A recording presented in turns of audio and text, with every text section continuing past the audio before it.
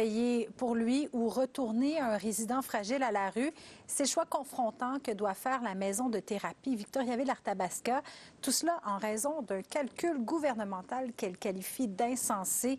Les explications de notre collègue Jean-François Dumas. Il fallait que j'y aille parce que je ne sais pas ici. Yves Lanseigne est catégorique. Sa thérapie dans cet organisme de Victoriaville lui a sauvé la vie. Si je ne me ramasse pas ici, je me ramasse dans la rue.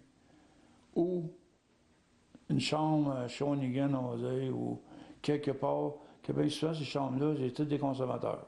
La maison de thérapie Victoriaville-Arthabasca exhorte aujourd'hui le ministère de l'Emploi et de la Solidarité sociale à assouplir ses calculs parce qu'elle se dit contrainte d'absorber les coûts de séjour du sexagénaire. Il y a une gestion chaotique parce qu'ils sont ancrés dans un cadre. L'homme ne reçoit en effet aucune aide sociale durant sa thérapie, mais perçoit toujours une indemnité de la CNE, SST et de Retraite Québec.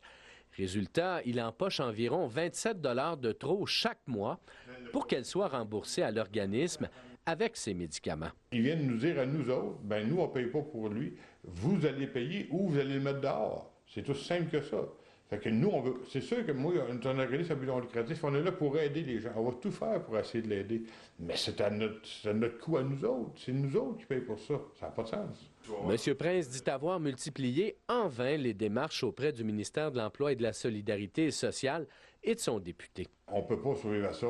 Oui, on fait des demandes de dons, on fait des levées de fonds, on fait un peu quelque chose, mais à un moment donné, ça a une limite, là.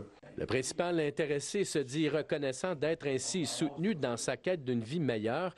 Il espère aussi une solution pour ceux qui, comme lui, veulent redevenir des actifs pour la société. Pour 25 $, t'empêches de quelqu'un de rétablir.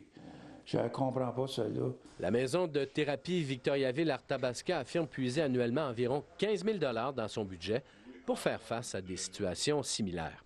Ici Jean-François Dumas, Radio-Canada, Saint-Christophe d'Arthabasca.